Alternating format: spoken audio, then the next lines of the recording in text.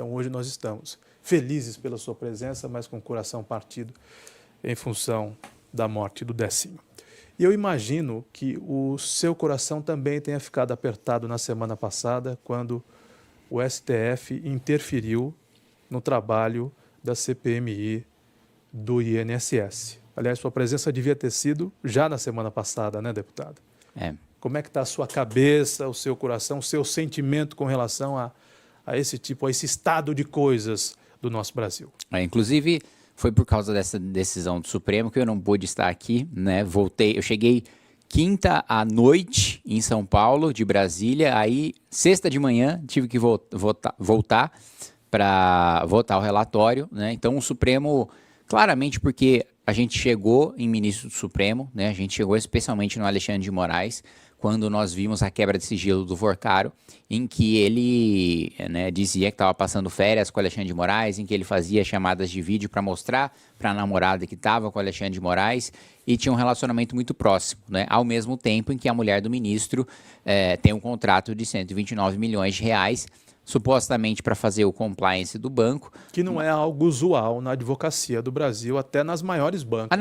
Não existe isso, não existe. Nenhum advogado no Brasil, por mais renomado que seja, ex-ministros do Supremo, não tem contratos desse tamanho. Ela recebeu ali mais de 2 milhões de reais por dia trabalhado. Não existe, isso não existe. Quanto desse contrato ela recebeu, deputado? Isso, não sei exatamente o quanto ela chegou a receber, mas foi para desenhar o código de conduta, e o código de conduta é uma apresentação de PowerPoint, né? Quando você para ver, está público ali no site do Banco Master, inclusive não tem o nome dela assinando, né? Mas ela diz que foi isso que fez. A gente analisou inclusive os metadados desse código de conduta e a gente encontrou que na realidade era um cunhado do ministro Alexandre de Moraes, uma cunhada do ministro Alexandre de Moraes, que era autora daquele documento, né? Então, porque nós estávamos chegando no Supremo em gente muito influente e poderosa no Legislativo, como o senador Ciro Nogueira. No Lulinha também. No Lulinha também, isso, outro ponto evidente, a gente encontrou as anotações mostrando que o Lulinha estava recebendo uma mesada de 300 mil reais do careca do INSS. Quando primeiro a gente denunciou que ele tinha ido num voo junto com o careca para Portugal. Não, mas mesada a gente recebe do pai quando é criança. O Lulinha não é filho do careca. Não é filho do careca. Era no mesmo estilo do mensalão, né? Como quando o Lula e o Dirceu eram o pai do Congresso inteiro, né? E também quando a gente denunciou que eles foram juntos para Portugal, eles tinham negado no primeiro momento, né? E depois, quando a gente obteve as provas definitivas, a própria defesa do Lulinha agora alegou que ele teria ido para Portugal para negociar uma empresa de cannabis medicinal. Assim, uma coisa muito mirabolante. Várias empresas e fundos de fachada que a gente encontrou do careca para lavar dinheiro. E referências dele falando sobre o filho do homem, né? Claramente falando sobre o Lulinha. Então, por isso que o Supremo tomou essa decisão que não tem precedentes, né? As CPMIs sempre foram prorrogadas porque a lei determina que ela é prorrogada automaticamente, que não depende da vontade do presidente do Senado, que o presidente do Senado, Davi Alcolumbre, também se negou a prorrogar. Nós prorrogamos... E a tal equidistância ostensiva que tem que manter os poderes? Não tem nenhuma... Não tem. Em país sério, né? O poder não interfere no outro, né? Exatamente. Eu tive no começo do ano no Japão, na Suprema Corte, né? É uma Suprema Corte extremamente contida. Menos de 10 casos vão a plenário por ano na Suprema Corte japonesa. Então, assim, as pessoas votam a indicação de ministro do Supremo, né?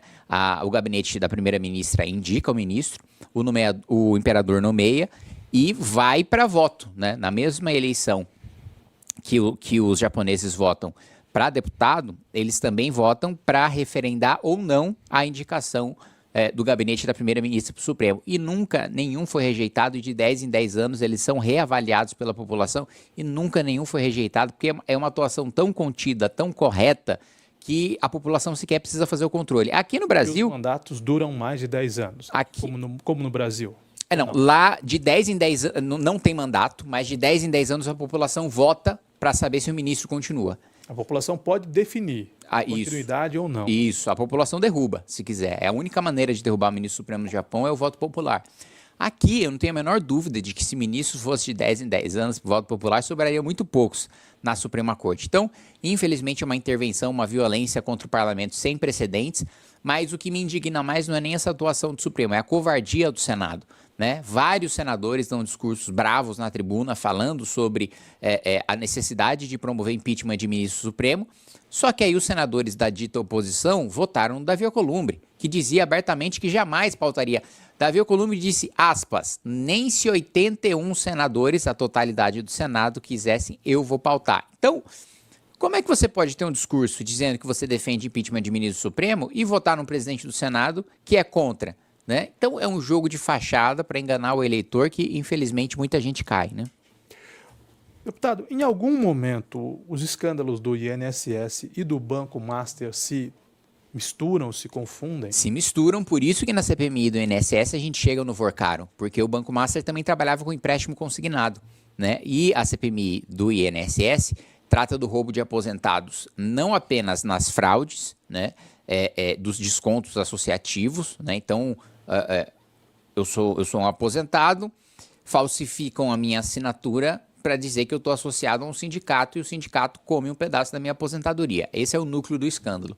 O outro escândalo é você contratar empréstimos consignados sem a anuência da pessoa. Minha mãe foi vítima desse golpe, dessa fraude. Né? Quando ela foi ver, ela estava pagando mensalmente uma coisa na pensão que ela não sabia o que era. Aí chegou no banco e falou, não, o empréstimo que você tomou, mas que empréstimo? Não tomei empréstimo nenhum. Nessa parte do empréstimo consignado que a gente chegou no escândalo do Banco Master e por isso que a gente chegou no Alexandre de Moraes, chegou no Dias Toffoli, chegou no Ciro Nogueira. Essas pessoas têm que ir direto para o inferno, né? Não tem outro caminho para não há perdão para quem faz esse tipo de coisa, né? Pessoalmente, né, eu defendo uma nova Constituição, inclusive para pessoas que tenham ligações e sejam faccionados, estejam ligados ao crime organizado, tenham prisão perpétua, tenham pena de morte. Infelizmente, a nossa Constituição não permite isso, mas eu digo para você que eu tenho certeza que eu vou viver para ver uma Constituinte, uma Assembleia Nacional Constituinte. A nossa Constituição não sobrevive porque ela condena o nosso país ao fracasso, do fracasso que a gente viu da Constituição até hoje em todos os setores, principalmente serviços públicos. Um fracasso na segurança, um fracasso na saúde, um fracasso na educação, assim, um fracasso monumental, na infraestrutura também nem se fala, então essa reforma precisa ser feita, né? Inclusive para a gente... Qual é a sua idade, deputado? Eu tenho 30 anos. Então acho que dá tempo. Não, eu acho que, inclusive, assim, considerando os prazos de validade das constituições do Brasil, essa já é a que durou mais. Então, assim, pela história do Brasil, ela tende a acabar em breve. Né? Então, e espero que acabe, porque de fato é uma Constituição que em boa parte responsável pelo fracasso que a gente vive no nosso país. Deputado Kim, a gente fica sem entender uma série de coisas. A Polícia Federal veio à região de Limeira, Americana, Rio Claro, Limeira, na Operação Falax. Prendeu algumas pessoas, acusadas, segundo a investigação, com indícios robustos dessa investigação da Polícia Federal, de desvios da ordem de 500 milhões de reais. Então, o responsável, o líder, o chefe do esquema lá de Americana se apresentou à polícia. Aqui em Limeira houve 2 prisões, a esposa de um médico e mais um empresário, e também um outro de Americana. Outro de Americana. Foram 4 prisões. Sabe quanto tempo eles duraram presos, deputado? A operação aconteceu semana passada. 3 dias? 4 dias. 4 dias. Eles já estão soltos. A mesma juíza que sentenciou, não é, Rafa? Foi a mesma juíza que sentenciou pela prisão deles, concedeu a liberdade deles em 4 dias. A gente está falando de R$500 bilhão, de um esquema de R$500 bilhão de fraudes em instituições financeiras, em bancos, de desvios dentro de bancos, inclusive da Caixa Econômica. Sim, da própria Caixa Econômica. Caixa Econômica, Santander. Que é um banco público. Sim. 4 dias, deputado.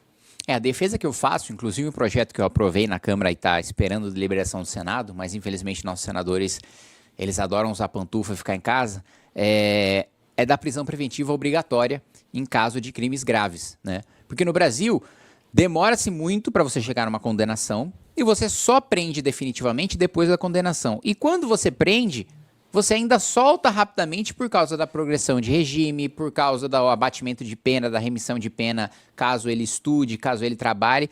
Para mim é o seguinte, e mais uma coisa que não dá para a gente fazer por causa da nossa Constituição. Tem que ter prisão perpétua, o preso tem que ser obrigado a trabalhar dentro do presídio, né? Inclusive ter penas de trabalho forçado, né? É o seguinte, ou você trabalha ou você vai ficar no presídio o resto da sua vida. Sua pena pode até não ser de prisão perpétua, porque seu crime não é tão grave. Mas se você não trabalhar, você não sai. E o fruto do seu trabalho, né, não vai para sua família, não vai para você, vai para a família da vítima, né? E se for um crime de colarinho branco, né, envolvendo recursos públicos, manda todo o recurso para a União, né? Então, esses casos causam indignação e, na minha avaliação, o sujeito deveria responder preso ao processo, quando você tem provas robustas para mantê-lo preso. Infelizmente, não é assim que as coisas funcionam no Brasil. Infelizmente, no Brasil, vale a pena roubar. Vale a pena você ser um criminoso. Né? Não, sem dúvida nenhuma. Assim, as mensagens que o país passa às pessoas, de uma forma geral, é que o crime compensa. E cada vez mais as pessoas não acreditam nas instituições e se sentem, o honesto se sente otário. Otário, exatamente. Né?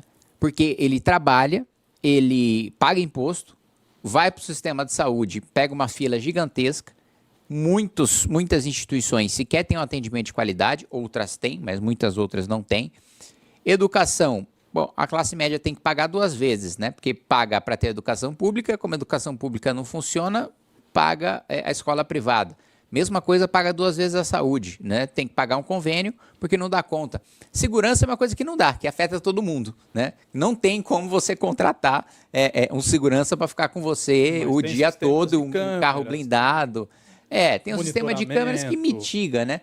Mas o nível de violência que a gente chegou é tamanho que não resolve mais, a gente está tomado pelo crime. O que a gente vê de muro, eu fui ao velório do Decinho, que eu citei agora na abertura do programa, e na volta eu fui cortando por alguns bairros da cidade. O que você vê de muro com cerca elétrica, concertina, aquelas pontas em cima do muro, que cada um, entre aspas, se defende como pode, não é? Não é todo mundo que vai conseguir instalar um sistema de monitoramento, aquela coisa toda, mais sofisticado, mas as pessoas, em quase todas as casas, é impressionante.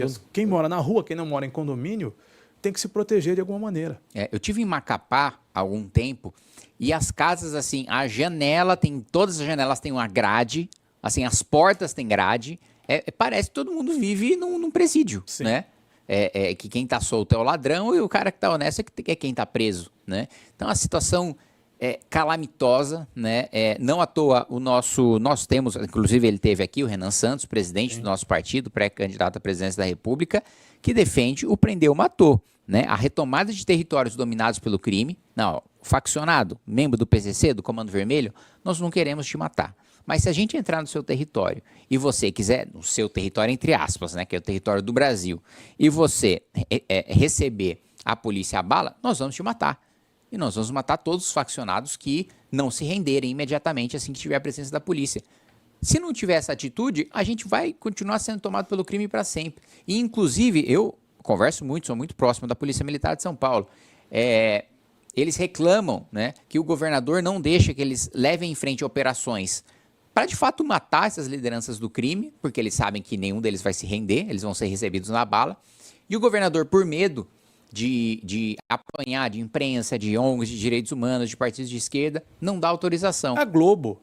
A Rede Globo, não, sem dúvida nenhuma. Qualquer coisa já estampa como o assassino, Sim. como o exterminador.